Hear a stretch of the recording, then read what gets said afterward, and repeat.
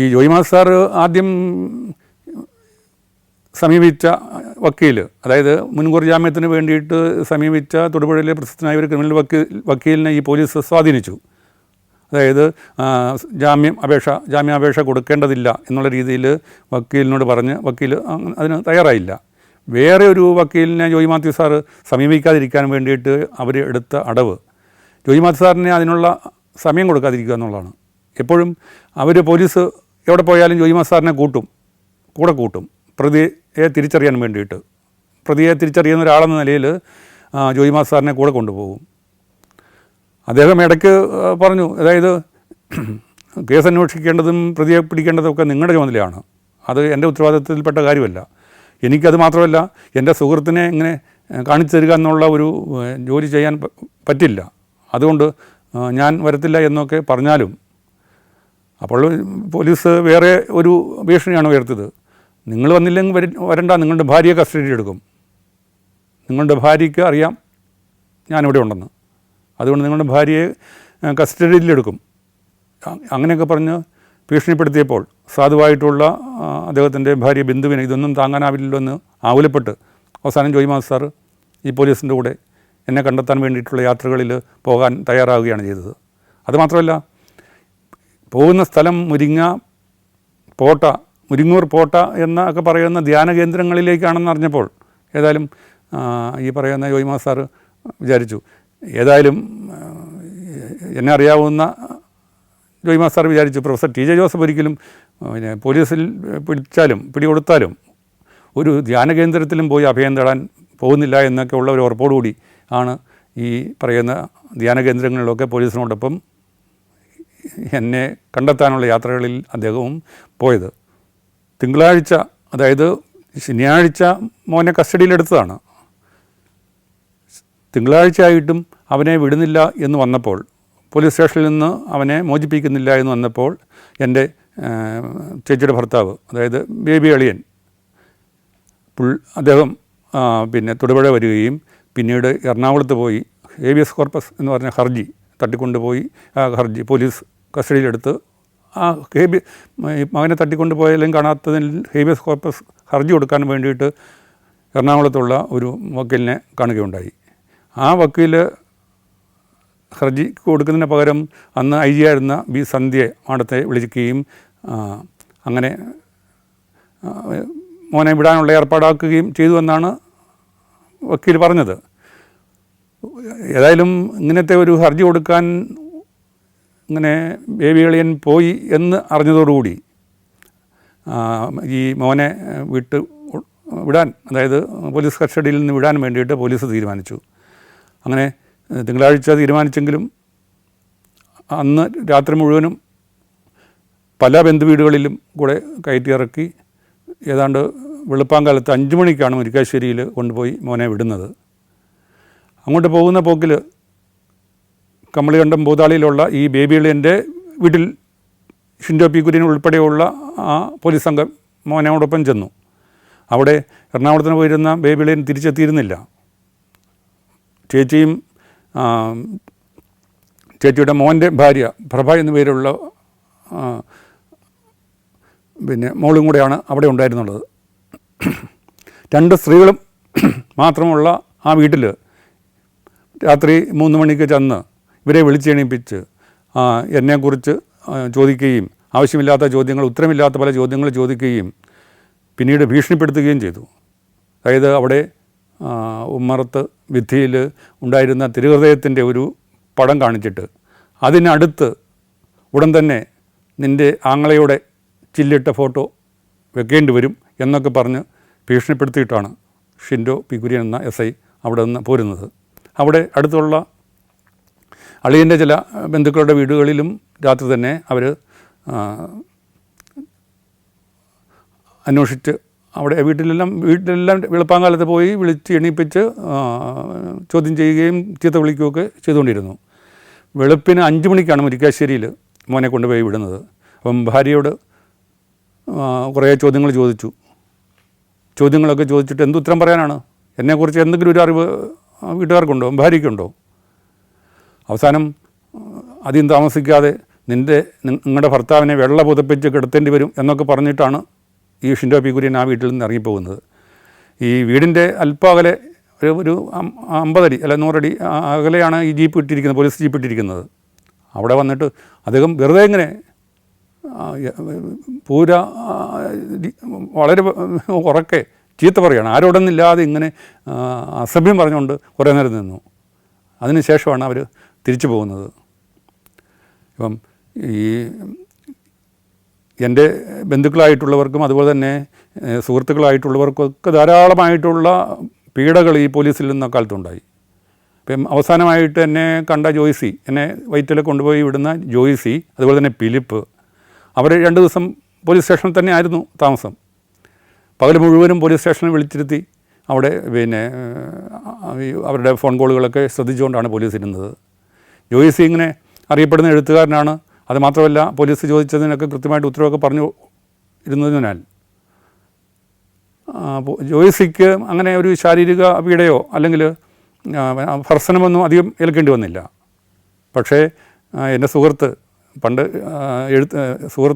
എഴുത്തുകാരനാണ്, മനോരാജ്യത്തിലൊക്കെ പണ്ട് ജോലി ചെയ്തുകൊണ്ടിരുന്നതാണ്. ഞങ്ങൾ ഒരുമിച്ച് സീരിയലൊക്കെ എഴുതാൻ കൂടിയിട്ടുണ്ട്. അങ്ങനെയുള്ള എൻ്റെ സുഹൃത്ത് ഫിലിപ്പിന് ഈ പോലീസുകാരുടെ കയ്യിൽ നിന്ന് ഈ ഭർസനം മാത്രമൊന്നുമില്ല, ശാരീരികമായിട്ടുള്ള ചില പീഡകളും ഏറ്റുവാങ്ങേണ്ടി വന്നിട്ടുണ്ട്. അദ്ദേഹത്തിൻ്റെ ഷർട്ടിനൊക്കെ പലപ്പോഴും ഈ പറയുന്ന പോലീസ് ഉദ്യോഗസ്ഥർ കുത്തിപ്പിടിക്കുകയും ചീത്ത വിളിക്കുകയും ഒക്കെ ധാരാളമായിട്ട് ചെയ്തു. അതുകൂടാതെ അതിലും വളരെ കഷ്ടമായിട്ടുള്ളത് എൻ്റെ പ്രീ ഡിഗ്രിക്ക് പഠിച്ച ഒരു സതീർത്ഥ്യൻ, പ്രീ ഡിഗ്രിക്ക് ഹൈ റേഞ്ചിലുള്ള പാറത്തോട് എന്ന് പറയുന്ന സ്ഥലത്ത് ഞാൻ പ്രൈവറ്റായിട്ടാണ് പഠിച്ചത്. അവിടെ എന്നോടൊപ്പം പഠിച്ച ഒരു ജോയി എന്ന് പറയുന്ന, അദ്ദേഹത്തിൻ്റെ പേര് ജോയി മാത്യു എന്നാണ്. അദ്ദേഹം പിന്നെ സ്കൂൾ അധ്യാപകനായി, പിന്നെ TTC ഒക്കെ എടുത്തിട്ട്. അന്ന് പഠിച്ചിട്ട് 1977 പഠിച്ച് പോന്നിട്ട് പിന്നെ 40 വർഷം കൂടിയിട്ടാണ് പിന്നെ ഒരിക്കലും ഞങ്ങൾ കണ്ടുമുട്ടുന്നത്. അദ്ദേഹത്തിൻ്റെ ഫോൺ നമ്പർ ഞാൻ എൻ്റെ ഫോണിൽ സേവ് ചെയ്ത് വെച്ചിരുന്നു. അപ്പോൾ ആ ഫോൺ പിന്നെ ഞാൻ പുതിയ ഫോൺ വാങ്ങിച്ചപ്പോൾ ഭാര്യ സലോമിക്ക് കൊടുത്തു, പഴയ ഫോണ്. അതിൽ ജോയി മാത്യു എന്നുള്ള ഒരു പേരിൽ ഇദ്ദേഹത്തിൻ്റെ നമ്പർ കിടപ്പുണ്ട്. ഇപ്പം എൻ്റെ കൂടെ തൊടുപുഴയിൽ പഠിപ്പിച്ചുകൊണ്ടിരുന്ന ജോയി മാത്യുവിൻ്റെ നമ്പറാണ് ഈ നമ്പരെന്ന് വിചാരിച്ചിട്ട് ഭാര്യ സലോമി ഇടയ്ക്കൊരു കോൾ ഈ നമ്പറിലേക്ക് വിളിച്ചു. പക്ഷേ ആ കോൾ പോയത് മാത്രമേ ഉള്ളൂ, ഫോൺ എടുക്കുകയോ സംസാരിക്കുകയോ ഒന്നും ചെയ്തില്ല. അങ്ങനെ സലോമിയുടെ ഫോണിൽ നിന്ന് ജോയി മാത്യു സാറിനെ വിളിച്ച അത് വേറൊരു ജോയി മാത്യു, ആ അടുത്ത കാലത്ത് പോയ കോളാണല്ലോ. ഞാൻ ഒളിവിലായിരുന്ന സമയത്താണ് ഈ ഫോൺ കോൾ പോയത്. അപ്പോൾ ആ ഫോൺ കോളിൽ നോക്കിയിട്ട് പാറത്തോടുള്ള ഗണപതിപ്ലാക്കൽ എന്നാണ് ഇദ്ദേഹത്തിൻ്റെ വീട്ടുപേര്. അപ്പോൾ അങ്ങനെ അവിടെ കുറേ വീടുകളുണ്ട്. ആ വീടുകളിലെല്ലാം രാത്രി പോലീസ് അന്വേഷിച്ചു ചെന്നു. അപ്പോൾ പല വീടുകളിലൊക്കെ തപ്പി ചെന്നപ്പോൾ ഇങ്ങനെ ജോയി എന്ന് പറയുന്ന ജോയി മാത്യുവിനെയാണ് അന്വേഷിക്കുന്നതെന്ന് പറഞ്ഞപ്പോൾ അവർ ഈ വീട്ടിൽ, ഈ പറയുന്ന സാറിൻ്റെ വീട്ടിൽ പോലീസ് എത്തുന്നതിന് മുമ്പ് തന്നെ ഈ ബന്ധുക്കൾ വിളിച്ചറിയിച്ചു. രാത്രിയിൽ 3 മണിക്കോ മറ്റോ ഫോൺ ഇങ്ങനെ ജോയി മാത്യുവിനെ അന്വേഷിച്ച് പിന്നെ പോലീസ് വരുന്നുണ്ടെന്ന് പറഞ്ഞ് ഫോൺ വെക്കുകയും അദ്ദേഹം പിന്നെ ഉടൻ തന്നെ പുറകിലുള്ള വാതിലിലൂടെ പുറത്തേക്ക് ചാടി. അപ്പോഴേക്കും പോലീസ് മുന്നിൽ വന്ന് കഥയിൽ മുട്ടി. അദ്ദേഹം ആ വെളുപ്പിന് അവിടെ നിന്ന് വീട്ടിൽ നിന്ന് ഓടി അടുത്തുള്ളൊരു കാപ്പിത്തോട്ടത്തിൽ പോയി ഒളിച്ചിരുന്നിട്ട് രാത്രിയല്ല പകൽ 10 മണിയായപ്പോൾ വീട്ടിലുള്ളവർ അദ്ദേഹത്തെ തപ്പി കണ്ടുപിടിക്കുകയാണ് ചെയ്തത്. പിന്നെ അദ്ദേഹം ഒരു പ്രാദേശികമായ ഒരു നേതാവിനോടൊപ്പം, ഭരണകക്ഷിയിൽപ്പെട്ട ഒരു നേതാവിനോടൊപ്പം തൊടുപുഴയിൽ വരികയും പോലീസിൻ്റെ അവിടെ ഹാജരായി. അപ്പോൾ അന്ന് ഇദ്ദേഹത്തിന് പിന്നെ വളരെയധികം പിന്നെ ചീത്ത കേൾക്കേണ്ടി വന്നു. ഒരു ദിവസം മുഴുവനും പോലീസ് സ്റ്റേഷൻ്റെ മുമ്പിൽ അവിടെ നിൽക്കേണ്ടി വന്നു. ഇനി വിളിപ്പിക്കുമ്പോഴൊക്കെ വന്നേക്കണമെന്നുള്ള ശാസനയോടുകൂടിയാണ് വിട്ടത്. അപ്പോൾ അങ്ങനെ എവിടെയെങ്കിലും എൻ്റെ ഒരു ബന്ധം തോന്നുന്ന എല്ലാ ആളുകളെയും ആ സമയത്ത് പോലീസ് വളരെയധികം പീഡിപ്പിക്കുകയുണ്ടായി. പോലീസിൻ്റെ ഒരു പിന്നെ നായാട്ട് പോലെ തന്നെയായിരുന്നു. 4 സ്ക്വാഡായിട്ട് ആണ് എന്നെ തെരഞ്ഞ് തൊടുപുഴയിൽ നിന്ന് പോലീസ് പോയിക്കൊണ്ടിരുന്നത്. ഇപ്പം തൃപ്പൂണിത്തറ ഉള്ള ലോഡ്ജെല്ലാം ജോയ്സിയോടൊപ്പം അവിടെ അന്വേഷിച്ചു. ജോയ്സി പിന്നെ അവിടെ സംസാരിച്ചതിൻ്റെ രീതിയിൽ തിരുവനന്തപുരത്ത് ഞാൻ ചോദിച്ച ചില പിന്നെ ഹോട്ടലുകളൊക്കെ ഉണ്ട്, അവിടെ എല്ലാം പോയി അന്വേഷിച്ചു. അങ്ങനെ എനിക്ക് ബന്ധമുള്ള സകല ആളുകളിൽ നിന്നും എൻ്റെ ബന്ധുക്കളാരാണ്, സുഹൃത്തുക്കളാരാണ് എന്ന് പോലീസ് തിരഞ്ഞ് അങ്ങനെ ഒരു പോലീസിൻ്റെ ഒരു വേട്ടയാടലാണ് ഞാൻ ഒളിവിലിരുന്ന സമയത്ത് എമ്പാടും ഈ പറയുന്ന എൻ്റെ ബന്ധുക്കൾക്കും എൻ്റെ സുഹൃത്തുക്കൾക്കും ഒക്കെ അനുഭവിക്കേണ്ടി വന്നത്. ഇതാ ആനിമൽ കിങ്ഡം വോളിയം നമ്പർ 2 പെൻഡ്രൈവിൽ 32 ജീവികൾ. അവരെക്കുറിച്ച് അറിയേണ്ടതെല്ലാമുണ്ട് ഈ അപൂർവ ശേഖരത്തിൽ. Animal kingdom volume number 2. അസുലഭവും ആവേശമുണർത്തുന്നതുമായ ഈ ദൃശ്യശേഖരം സ്വന്തമാക്കാൻ ഇനി പറയുന്ന നമ്പറിലേക്ക് AK എന്ന് SMS ചെയ്യുക. AK എന്നീ 2 അക്ഷരങ്ങൾ മാത്രം. ഫോൺ 9995 444 222. ഈ മകൻ മിഥുനെ ഇങ്ങനെ ശാരീരിക പീഡയും അതുപോലെ തന്നെ ഭർസനവും ഒക്കെ നടക്കുന്നതിനിടയിൽ എൻ്റെ മോനെ ഏറ്റവും കൂടുതൽ ആകുലപ്പെടുത്തിയത് DYSPയുടെ ഒരു പരാമർശമാണ്. ഇപ്പം അധികം താമസിക്കാതെ എന്നെ പിടികിട്ടിയില്ല എങ്കിൽ, പ്രതിയെ കിട്ടിയില്ല എങ്കിൽ, അച്ഛനെ പിടികിട്ടിയില്ല എങ്കിൽ നിൻ്റെ അമ്മയെയും പെങ്ങളെയും ഒക്കെ കസ്റ്റഡിയിലെടുത്ത് ചോദ്യം ചെയ്യേണ്ടി വരും എന്ന് UV കുര്യാക്കോസ് എൻ്റെ മോനെ ഭീഷണിപ്പെടുത്തി. അത് നിന്നെ ചോദ്യം ചെയ്യുന്ന മാതിരിയൊന്നും അല്ല എന്നൊരു ദ്വയാർത്ഥ രീതിയിലാണ് അങ്ങനെ അവനോട് ആ പോലീസ് ഉദ്യോഗസ്ഥൻ സംസാരിച്ചത്. അപ്പം അത് കേട്ട് ആദ്യ പൂണ്ട മോൻ മിഥുൻ, അതായത് എൻ്റെ മകൾ ആമി മുതലക്കുടത്ത് നഴ്സിംഗ് പഠിക്കാൻ അവിടുത്തെ ഹോസ്റ്റലിലാണ്. പക്ഷേ ഈസ്റ്റർ പ്രമാണിച്ച് ഒരാഴ്ച അവധിയാണ്. അപ്പോൾ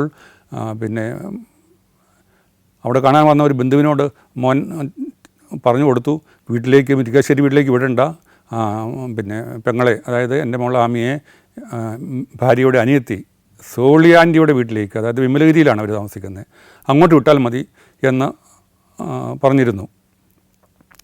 അപ്പോൾ ഞാൻ ജാമ്യം കിട്ടി മുരിക്കാശ്ശേരിയിലെത്തുന്ന ദിവസമാണ് ആമിയും അവിടെ നിന്ന് ഭാര്യ വീട്ടിലേക്ക് മുരിക്കാശ്ശേരിയിലേക്ക് വരുന്നത്. മോനിങ്ങനെ 30-ാം തീയതി രാവിലെ വീട്ടിൽ കൊണ്ടുവന്ന് പോലീസാക്കിയിട്ട് പോയ അന്ന് തന്നെ ശാരീരിക അസ്വാസ്ഥ്യം നമുക്ക് അനുഭവപ്പെട്ടതിനെ തുടർന്ന് മുരിക്കാശ്ശേരിയിലുള്ള ഒരു ഹോസ്പിറ്റലിൽ അഡ്മിറ്റായി. പിന്നീട് ഏപ്രിൽ 1-ാം തീയതി എന്നെ പോലീസ് കസ്റ്റഡിയിലെടുത്ത ദിവസം, എന്നെ അറസ്റ്റ് ചെയ്ത ദിവസം ആണ് പൈനാവിലുള്ള ജില്ലാ ആശുപത്രിയിലേക്ക് മോനെ മാറ്റി അവിടുന്ന്. ഈസ്റ്റർ കഴിഞ്ഞിട്ട്, അതായത് 5-6 ദിവസം കഴിഞ്ഞിട്ട് ഈസ്റ്ററിൻ്റെ പിറ്റേന്ന് തിങ്കളാഴ്ചയാണ് മോനും അവിടെ നിന്ന് ഡിസ്ചാർജ് ആയിട്ട് ഈ ഭാര്യ വീട്ടിലേക്ക് വരുന്നത്. അപ്പോൾ ഇതുപോലെയൊക്കെയുള്ള ദുരിതങ്ങളാണ് മക്കൾക്കൊക്കെ. ഇത് ഞാൻ പറഞ്ഞത് അവരനുഭവിച്ചതിൻ്റെ ഒരു അംശം പോലും ആയി എന്ന് ഞാൻ വിചാരിക്കുന്നില്ല. ഏതായാലും ഞാൻ അന്ന് ജയിലിൽ നിന്ന് വിമോചിതനായി ജാമ്യത്തിലിറങ്ങി ഭാര്യ വീട്ടിൽ ചെന്നപ്പോൾ അവിടെ ഉണ്ടായിരുന്ന ഒരു മരിച്ച വീട്ടിലെ ഒരു അന്തരീക്ഷമായിരുന്നു ഉണ്ടായിരുന്നത്. ആരും എന്നാൽ എന്നെ കുറ്റപ്പെടുത്തിയൊന്നുമില്ല. പിന്നെ ഭാര്യയുടെ സഹോദരപുത്രന്മാരും ഒക്കെ ഉണ്ട്.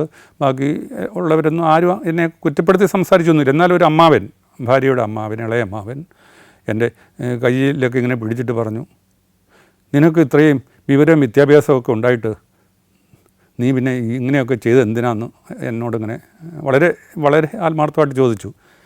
ഞാൻ മറുപടിയൊന്നും പറഞ്ഞില്ല. പക്ഷേ ആ ചോദ്യം എൻ്റെ മനസ്സിലിങ്ങനെ വലിയൊരു നീറ്റലായിട്ട്, പൊള്ളലായിട്ട് ഇപ്പോഴും കിടപ്പുണ്ട്. മുരിക്കാശ്ശേരിയിലെ ഭാര്യ വീട്ടിൽ അങ്ങനെ താമസിക്കുന്ന സമയത്ത് അവിടെയുള്ള അയൽക്കാരും ചില ബന്ധുക്കളുമൊക്കെ എന്നെ കാണാൻ വന്നിരുന്നു. അതുകൂടാതെ ധാരാളം ഫോൺ കോളുകൾ എനിക്ക് പല സ്ഥലത്തു നിന്നും വന്നു. അതായത് പല ആളുകളും വിളിച്ചവർ പലരും യുക്തിവാദികളായിരുന്നു. അപ്പോൾ ഈ ചോദ്യപേപ്പറിൻ്റെ ഒരു സത്യാവസ്ഥ എന്താണെന്ന് അറിയാൻ വേണ്ടിയിട്ടാണ് അവർ എന്നോട് ഫോണിൽ സംസാരിച്ചത്. അതുകൂടാതെ ഒരു ചാനൽ, ഏഷ്യാനെറ്റ് ന്യൂസാണ്, അവിടെ മുരിക്കാശ്ശേരി ഭാര്യ വീട്ടിൽ എന്നെ അന്വേഷിച്ചു വന്നു. അപ്പോൾ അവരുടെ മുമ്പിൽ എൻ്റെ ആദ്യത്തെ ഒരു അവസരമാണ് ഈ ചോദ്യപേപ്പറിൻ്റെ ഒരു സാങ്കത്യം എന്താണ്, പൊരുളെന്താണെന്നൊക്കെ വിവരിക്കാനുള്ളത് എന്ന് കണ്ടിട്ട് ഞാൻ ശരിക്കും ചോദ്യം ഇടുമ്പോഴുള്ള എൻ്റെ മനസ്സെന്തായിരുന്നു, ചോദ്യപേപ്പറിൻ്റെ ലക്ഷ്യം എന്തായിരുന്നു, അത് എത്രമാത്രം നിഷ്കളങ്കമായിരുന്നു, അത് ഉള്ള കാര്യങ്ങളൊക്കെ വിവരിച്ചിട്ട്, എന്നാലും താൻ ചെയ്ത ഞാനിട്ട ഒരു ചോദ്യം കൊണ്ട് തെറ്റിദ്ധരിച്ചിട്ടാണെങ്കിലും ആളുകളൊക്കെ വിഷമിക്കാനിടയായതിൽ ഞാൻ ഖേദം പ്രകടിപ്പിച്ചു. ഒന്നാമത് ഈ മുസ്ലിം സഹോദരങ്ങളോട് ഇങ്ങനെ നബിയെ നിന്ദിച്ചു, പ്രവാചകനെ നിന്ദിച്ചു എന്നൊക്കെ വിചാരിച്ച് വികാരം മുറിപ്പെട്ട അല്ലെങ്കിൽ അങ്ങനെ തെറ്റിദ്ധരിച്ച മുസ്ലിം സഹോദരങ്ങളോട് ഞാൻ പിന്നെ ക്ഷമ ചോദിക്കുന്നതായി ഈ ചാനലിലൂടെ അറിയിച്ചു. പിന്നീട് എൻ്റെ അധികാരികൾക്ക്, കോളേജ് അധികാരികൾക്ക് അവർക്കും വളരെ സമ്മർദ്ദമുണ്ടായി. ഞാൻ എൻ്റെ ജോലി എത്രയും ഭംഗിയായിട്ട് ചെയ്യാനും വേണ്ടിയിട്ട് ശ്രമിച്ചതിൽ ഉണ്ടായ ഒരു അനർത്ഥമാണ്, ആപത്താണ് എങ്കിൽ പോലും അതിൻ്റെ ഒരു മൂല കാരണം ഞാനാണല്ലോ എന്നുള്ളത് കൊണ്ട് അങ്ങനെ എൻ്റെ കോളേജ് അധികാരികൾക്കുണ്ടായ ഒരു സമ്മർദ്ദത്തിന് അവരോട് മാപ്പ് ചോദിക്കുന്നതായിട്ട്, പിന്നീട് ഭരണകർത്താക്കൾക്ക്, പോലീസ് അധികാരികൾക്ക് അവർക്കുണ്ടായ ഒരു മനോവിഷമത്തിനും സമ്മർദ്ദത്തിനും ഒക്കെ അവരോടും ക്ഷമ ചോദിക്കുന്നതായിട്ട്, പിന്നെ അവസാനമായിട്ട് ഈ തൊടുപുഴയിലൊക്കെ വലിയ കലാപം നടന്ന ദിവസം ബഹുജനങ്ങൾ വളരെയധികം ബുദ്ധിമുട്ടി. അവിടെ ഇങ്ങനെ ബന്ദ് പോലെ ഹർത്താലൊക്കെ ആയിട്ട് ബസ്സുകളെല്ലാം തടഞ്ഞ് വീട്ടിൽ പോകാൻ വഴിയില്ലാതെ വന്ന ധാരാളം ആളുകളൊക്കെ ഉണ്ട്. അപ്പം പൊതുജനങ്ങൾക്കും ധാരാളം വിഷമതകൾ നേരിട്ടിട്ടുണ്ട്. അതെല്ലാം എൻ്റെ ഒരു കൃത്യത്തിൻ്റെ അനന്തരഫലമാണല്ലോ എന്നുള്ളത് കൊണ്ട് ഞാൻ ഈ ചാനൽ വഴി ക്ഷമ ചോദിക്കുന്നതായിട്ട് അറിയിച്ചു. പക്ഷേ സമയക്കുറവ് എന്തുകൊണ്ടോ ഈ ചാനലിൽ എൻ്റെ ക്ഷമാപണം മാത്രമേ വന്നുള്ളൂ. ചോദ്യം എന്തായിരുന്നു എന്നുള്ളതിനെക്കുറിച്ച് ഞാൻ നടത്തിയ വിശദീകരണം അന്ന് അത് അവർ സംപ്രേഷണം ചെയ്തില്ല. ഏതായാലും ഇങ്ങനെ ഭാര്യ വീട്ടിലിങ്ങനെ എത്ര നാൾ താമസിക്കും? പിന്നെ മൂവാറ്റുപുഴയിലുള്ള എൻ്റെ വീട്ടിൽ ഞാൻ ഈ മാർച്ച് 26 ഈ വിവാദം ഉണ്ടായ നാളിൽ ഞാനും ഭാര്യയൊക്കെ അന്ന് വീട് വിട്ടതിന് ശേഷം പോലീസ് ഒരു രാത്രി എൻ്റെ മോനെയും കൊണ്ട് അവിടെ ചെന്നതേ ഉള്ളൂ. പിന്നീട് അങ്ങോട്ട് ആരും പോയിട്ടില്ല. ഇപ്പോഴാണെങ്കിൽ പുതുമഴയൊക്കെ പെയ്ത് അങ്ങ് പിന്നെ നടുതല കൃഷിയൊക്കെ നടത്തേണ്ട സമയമാണ്. ഞാനാണെങ്കിൽ കുറേ ചേനയൊക്കെ നടാൻ വേണ്ടിയിട്ട് അടുക്കളയുടെ ഭാഗത്ത് കുറച്ച് സ്ഥലമൊക്കെ കിളച്ചിളക്കി വൃത്തിയാക്കി ഇട്ടിരിക്കുന്നതാണ്. ഏതായാലും മൂവാറ്റുപുഴയ്ക്ക് തന്നെ പോകാൻ തീരുമാനിച്ചു. പക്ഷേ മൂവാറ്റുപുഴയ്ക്ക് പോകണ്ട, ഇപ്പോൾ അങ്ങോട്ട് ചെല്ലേണ്ട എന്ന് മൂവാറ്റുപുഴയിൽ ചില സുഹൃത്തുക്കൾ ഫോൺ വിളിച്ച് അറിയിച്ചിരുന്നു. കാരണം ഈ മാർച്ച് 26 ഈ ഞാൻ ഒളിവിൽ പോയ ദിവസം, കലാപം തൊടുപുഴയിലൊക്കെ നടക്കുന്ന ദിവസം എൻ്റെ വീട് തീ വെക്കാനായിട്ട് ചിലർ പ്ലാൻ ഇട്ടിരുന്നു അത്രേ. അപ്പോൾ എൻ്റെ സുഹൃത്തുക്കൾ, അതിൽ ചില പോലീസുകാരൊക്കെ ഉണ്ടായിരുന്നു, അങ്ങനെയുള്ള സുഹൃത്തുക്കൾ രാത്രിയിലൊക്കെ വന്ന് അവിടെ കാവൽ നിന്നിരുന്നു. ഏതായാലും അങ്ങനെ ഉള്ളതുകൊണ്ട്, അങ്ങനെ ഒരു ആക്രമണം ഉണ്ടാകാൻ സാധ്യതയുള്ളതുകൊണ്ട് മൂവാറ്റുപുഴയ്ക്ക് വരേണ്ട എന്ന് മൂവാറ്റുപുഴയിലുള്ള സുഹൃത്തുക്കൾ ഉപദേശിച്ചുവെങ്കിലും ഞങ്ങൾ ഏതായാലും ഒന്ന് വന്നു പോകാൻ തന്നെ തീരുമാനിച്ചു. ഒരു ദിവസം ഭാര്യ സഹോദരൻ സാജുവും ഞാനും മോനും ഭാര്യയും കൂടി മുരിക്കാശ്ശേരിയിൽ നിന്ന് പുറപ്പെട്ട് ഒരു 10 മണിയോടുകൂടി മൂവാറ്റുപുഴ വീട്ടിൽ വരികയും ഈ വിത്ത് ചേന അത് നടാൻ വേണ്ടിയിട്ടെല്ലാം സ്ഥലം ഇളക്കി ഒരുക്കിയിട്ടിരിക്കുന്നതാണ്. അപ്പം വിത്ത് ചേന അതിനെ പാകത്തിന് മുറിച്ച് കൊടുത്തിട്ട് ഞാൻ അവിടെ ഇരിക്കുന്ന ആപത്താണെന്ന് വിചാരിച്ച് അടുത്തുള്ള വീട്ടിൽ നേരത്തെ എൻ്റെ പ്രിൻസിപ്പലായിരുന്ന MC ജോസഫ് സാറിൻ്റെ വീട്ടിൽ പോയിരുന്നു. അപ്പോൾ ഈ നമ്മുടെ നേരെ ഒരു ആക്രമണം ഉണ്ടാകാൻ സാധ്യതയുണ്ട് എന്ന് ഈ സുഹൃത്തുക്കൾ പറഞ്ഞതുകൊണ്ടാണ്. ഞാനവിടെ ഇരുന്ന സമയത്ത് ഭാര്യ സലോമി ചോറും കറികളൊക്കെ ഉണ്ടാക്കി ഈ മോനും അളിയനും കൂടി ചേനയൊക്കെ നട്ടു. ഉച്ചയ്ക്ക് അപ്പോഴേക്കും ഞാൻ അവിടെ നിന്ന് വന്നു. ഊണ് കഴിച്ചുകൊണ്ടിരുന്നപ്പോൾ ഇങ്ങനെ ബെല്ലടിച്ചു. അപ്പോൾ ആകപ്പാടെ ഞെട്ടി. എപ്പോഴാണ് ആക്രമണം എന്ന് വിചാരിച്ച് ഭയന്നപ്പോൾ പോസ്റ്റ്മാനാണ്. പോസ്റ്റ്മാൻ എനിക്കൊരു രജിസ്റ്റേർഡ് കത്തുണ്ട് എന്ന് പറഞ്ഞ് പിന്നെ അറിയിക്കുകയും ഞാൻ കൈ കഴുകി ഒപ്പിട്ട് അത് വാങ്ങിക്കുകയും ചെയ്തു. അപ്പോൾ മാനേജറുടെ രജിസ്റ്റേർഡ് നോട്ടീസാണ്. അതായത് എൻ്റെ സസ്പെൻഷൻ നീട്ടിക്കൊണ്ടുള്ള ഉത്തരവാണ്. ആദ്യം 15 ദിവസത്തേക്കായിരുന്നു ഈ മാർച്ച് 26 ഒളിവിൽ പോയ ദിവസം മാനേജർ എന്നെ സസ്പെൻഡ് ചെയ്തത്. ആ സസ്പെൻഷൻ നീട്ടിക്കൊണ്ടുള്ള ആ ഉത്തരവിൽ സസ്പെൻഷൻ കാലയളവിൽ തൊടുപുഴ ന്യൂമാൻ കോളേജിൻ്റെ ക്യാമ്പസിൽ ഞാൻ പ്രവേശിക്കുന്നതും വിലക്കിയിട്ടുണ്ട്. അങ്ങനെയുള്ള ഒരു കത്ത് കിട്ടി. ഞങ്ങൾ 4 മണിയോടുകൂടി മുരിക്കാശ്ശേരി വീട്ടിലേക്ക് തിരിച്ചു പോവുകയും ചെയ്തു. മൂവാറ്റുപുഴ വീട്ടിലങ്ങനെ താമസിക്കുന്ന ആ ദിവസങ്ങളിൽ ആരും തന്നെ എന്നെ കാണാൻ വന്നിരുന്നില്ല.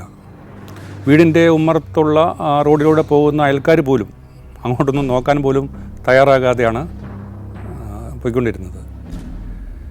ഏതായാലും ഒരു ദിവസം ഇങ്ങനെ ഒരു ബെല്ല് കേട്ടു. എപ്പോൾ ബെല്ല് കേട്ടാലും ഒരു ഞെട്ടൽ ഉണ്ട്. ഏതായാലും വാതിൽ തുറന്നപ്പോൾ 2 അപരിചിതരാണ്.